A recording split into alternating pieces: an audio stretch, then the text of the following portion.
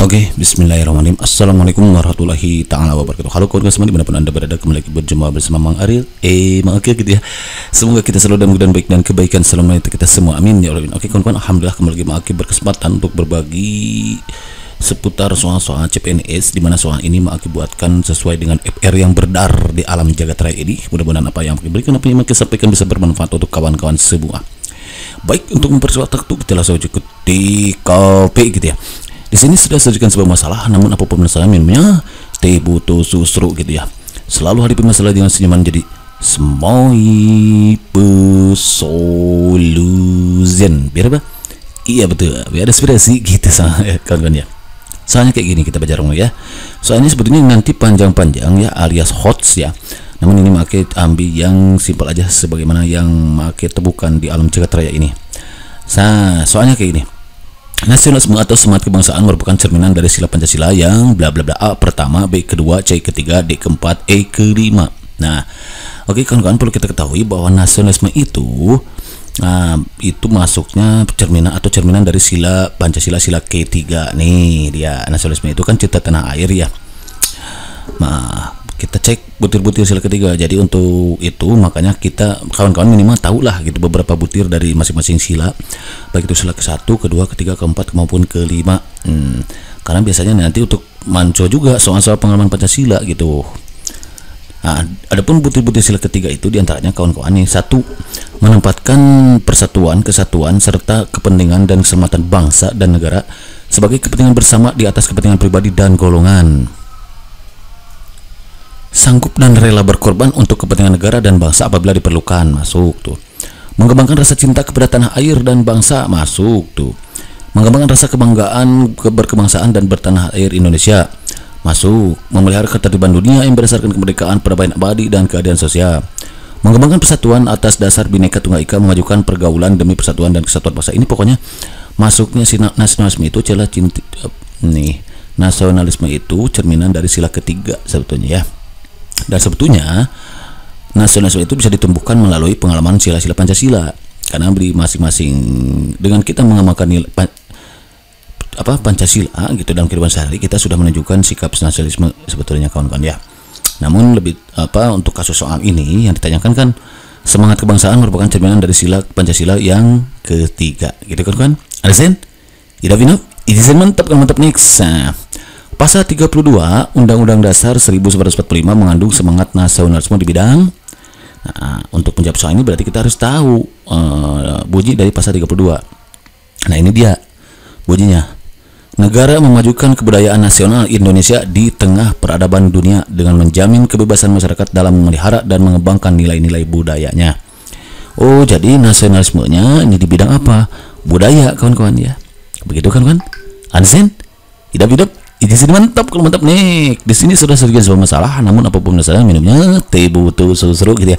Selalu hidup masalah dengan senyum menjadi solution. Biar apa? Iya betul, biar inspirasi gitu kan. Misalnya kayak gini ya. Salah satu faktor penting utama yang berperan pada masa awal pertumbuhan nasionalisme di Indonesia adalah bla bla bla. A. Budaya, B. Bahasa, C. Pendidikan, D. Lagu kebangsaan, E. Sosial. Yang betul adalah bahasa ya. Jadi faktor penting utama yang berperan pada masa awal pertumbuhan nasionalisme di Indonesia adalah bahasa dulu nih waktu itu ya.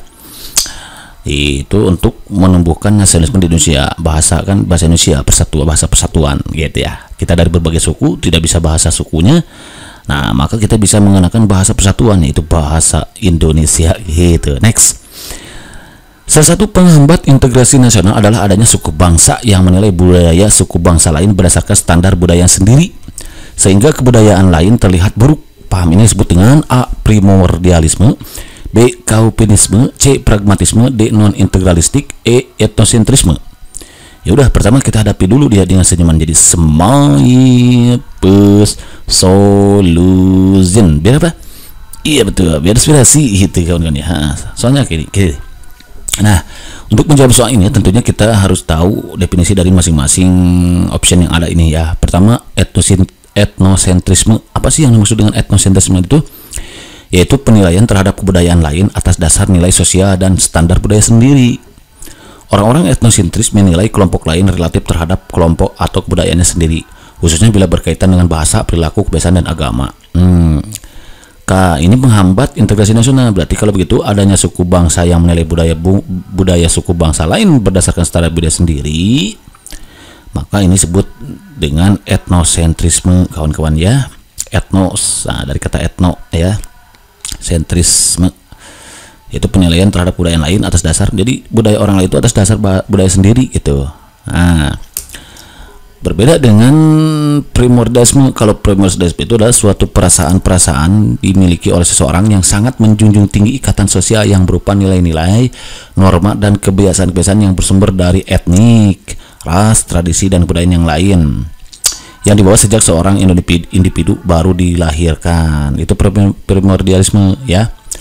Perasaan yang dimiliki oleh seseorang yang sangat menjunjung tinggi ikatan sosial yang berupa nilai-nilai, norma, dan kebiasaan yang bersumber dari etnik, ras. Jadi ini tuh berkaitan dengan pembawaan sejak lahir gitu ya, kebiasaan-kebiasaan yang bersumber dari kebudayaan yang dibawa sejak lahir. Itu perasaan yang dimiliki seseorang sangat menjunjung tinggi. Jadi menjunjung tinggi budaya yang dibawa sejak lahir atau tradisi kayak gitu kawan-kawan ya. Kalau Calvinisme adalah rasa cinta tanah air yang berlebihan, gitu. Calvinisme lawannya dari nasionalisme, dengan mengagungkan bangsa sendiri dan merendahkan bangsa lain. Berbeda dengan nasionalisme. Kalau nasionalisme itu mencintai negeri sendiri, tapi tidak merendahkan negeri orang, bangsa orang ya. Contoh Calvinisme seperti yang dibuat oleh Adolf Hitler dengan kalimat "Das Land über alles in the world", gitu ya. Jerman di atas segala-galanya dalam dunia gitu. Jadi menganggap Jerman itu bangsa yang hebat dari bangsa lain gitu ya. Slogan ini kadang masih dipakai di Jerman untuk memberi semangat pada atlet dalam bertanding. Inggris juga punya slogan "Right of Wrong is my country". Demikian pula Jepang yang menganggap bangsanya merupakan keturunan dewa matahari. Gitu kapitalisme itu ya contohnya. Kemudian pragmatisme merupakan sifat atau ciri seseorang yang cenderung berpikir praktis, sempit, dan instan. Kalau orang yang punya sifat pragmatis ini menginginkan segala sesuatu yang dikerjakan atau yang diharapkan ingin segera tercapai tanpa mau berpikir panjang dan tanpa melalui proses yang lama. Jadi CPNS itu diraih harus cepat gitu, tanpa harus berlatih katanya. Itu salah besar berarti kawan-kawan ya. Tentunya kita kalau ingin menjadi CPNS ya kita harus berlatih, harus memperbanyak baca, harus memperbanyak doa juga gitu. Kalau integralisme atau nasionalisme integral adalah ideologi yang menyatakan bahwa sebuah bangsa adalah suatu kesatuan organik. Integralisme mempertahankan diferensiasi sosial dan hierarki dalam kerjasama antar kelas sosial, sehingga memicu konflik antar berbagai kelompok sosial dan ekonomi gitu kan kawan. Jadi yang tadi itu jawabannya adalah etnosentrisme, yaitu adanya suku bangsa yang menilai budaya suku bangsa lain berdasarkan standar budaya sendiri. Jadi melihat budaya orang itu lebih buruk daripada terlihat buruk gitulah daripada budaya kita. Itu etnosentrisme itu ya, etnosentrisme itu ya, gitu maksudnya. Ada juga nanti sukuisme kan kawan, yaitu suatu paham yang memandang bahwa suku bangsanya lebih baik dibandingkan dengan suku bangsa yang lain, atau rasa cinta yang berlebihan terhadap suku bangsanya sendiri. Itu sukuisme. Hampir miripnya. Nomor berikutnya yang terakhir nih, integrasi nasional secara politis memiliki arti penyatuan berbagai kelompok budaya dan sosial dalam kesatuan wilayah nasional untuk membentuk suatu A. Kesatuan berbangsa, B. Kesatuan bernegara, C. Kelompok nasional, D. Identitas nasional, D. Kelompok kebangsaan. Jawabannya adalah identitas nasional. Gitu kan ya. Ada lagi nggak? Nggak ada ya. Oke kan untuk sementara ini saja dulu yang bisa diberikan kesempatan ini, mudah-mudahan bermanfaat dan sedikit mengatasi kesulitan-kesulitan dan menambah sedikit inspirasi wawasan tambahan pengetahuannya dalam mempersiapkan diri untuk menghadapi tes CPNS yang sedang berlangsung ini. Untuk kawan yang akan mengikuti tes besok, tentunya aku doakan semoga kawan-kawan diberikan kemudahan dan kelancaran segala urusannya, dan tentunya ditunjuki kepada jawaban yang benar gitu kawan-kawan ya. Karena untuk hasil yang maksimal ya, maka kawan-kawan pun harus memaksimalkannya usaha dan memaksimalkannya juga dengan doa gitu kawan-kawan ya. Semoga nanti apa yang kawan-kawan harapkan bisa dicapai dicapai dengan segera gitu. Amin ya. Oke, thank you for watching. See you next video. Assalamualaikum warahmatullahi wabarakatuh.